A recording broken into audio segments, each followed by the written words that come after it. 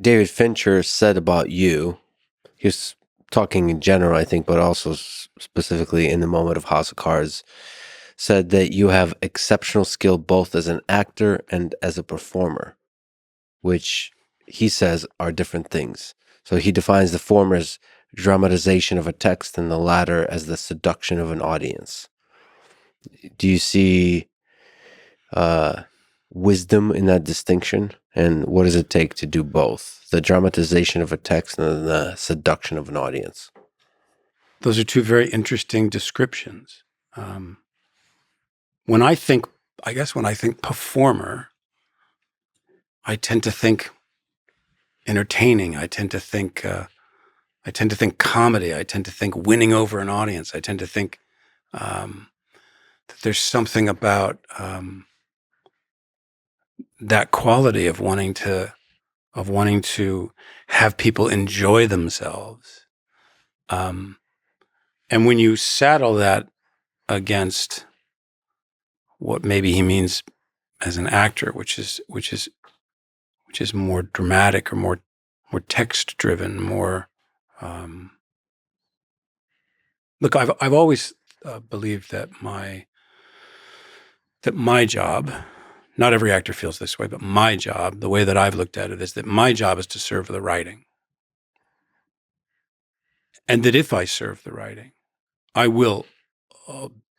In a sense, serve myself, because I'll be in the right world, I'll be in the right context, I'll be in the right style. I'll have embraced what a director's, it's not my painting, it's someone else's painting. I'm a series of colors in someone else's painting. And the barometer for me has always been that when people stop me and talk to me about a character I've played and reference their name as if they actually exist, that's when I feel like I've gotten close to doing my job. Yeah, one of the challenges for me in this conversation is remembering that your name is Kevin, not Frank or John or any of these characters, because they live deeply in the psyche. To me, that's the greatest compliment for me as an actor. I love being able to go. I mean, when I think about performers who inspire me, and I remember when I was young and I was introduced to Spencer Tracy, Henry Fonda, Katharine Hepburn, I believed who they were. I knew nothing about them. They were just these extraordinary characters doing this extraordinary stuff. And then I think more recently contemporary, when I think of the work that Philip Seymour Hoffman did and Heath Ledger and people that when I think about what they could be doing, what they could do, what they would have done had they stayed with us, I'm so excited when I go into a cinema or I go into a play and I completely am taken to some place that I believe exists and characters that become real. And those characters become like lifelong companions. Like for me, they travel with you. And even if it's the darkest aspects of human nature, they're always there. It almost like, I feel like I almost met them and gotten to know them and gotten to become like friends with them almost. Hannibal Lecter, whether it's or Forrest Gump. Mm-hmm. I mean, I feel like I'm like best friends with Forrest Gump. I know the guy. And I guess he's played by some guy named Tom, but like Forrest Gump is the guy I'm friends with. Yeah. Yeah. And I think that everybody feels like that when they're in the audience with great characters. They just kind of, they become part of you in some way. The good, the bad, and the ugly of them. Mm-hmm. One of the things that I feel that I try to do in my work is when I read something for the first time, when I read a script or a play, and I am absolutely devastated by it. It is the most extraordinary, the most beautiful, the most life-affirming or terrifying. it's then a process, weirdly, of working backwards, because I want to work in such a way that that's the experience I give to the audience when they first see it, that they have the experience I had when I read it.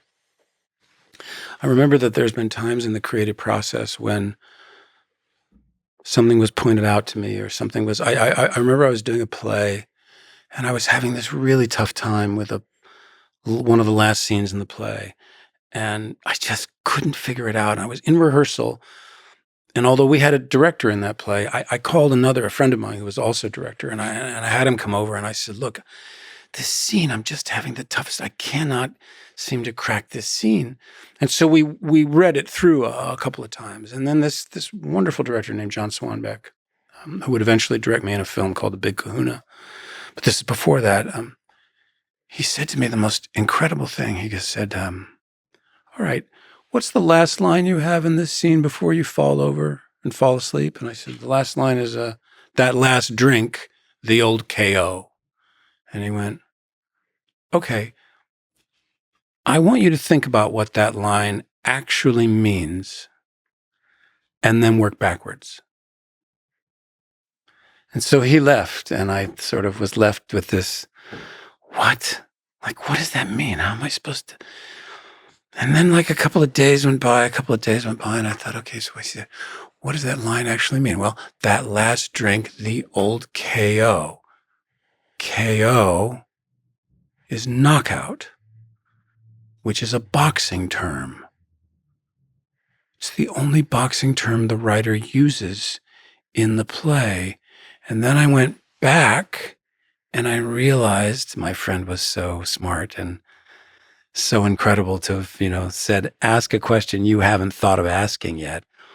I realized that the playwright wrote the last round, the 8th round between these two brothers, and it was a fight, physical as well as emotional. And when I brought that into the rehearsal room to the director who was doing that play, he liked that idea, and we staged that scene as if it was the 8th round, although the audience wouldn't have known that. But just what I loved about that was that somebody said to me, ask yourself a question you haven't asked yourself yet. What does that line mean? And then work backwards. What is that, like a catalyst for thinking deeply about what is magical about this play, this story, this narrative? That's what that is, like thinking backwards. That's what that does. Yeah, and but also because it's this incredible. Why didn't I think to ask that question myself? Yeah. Yeah. That's what you have directors for. That's what you have, so many places where ideas can come from.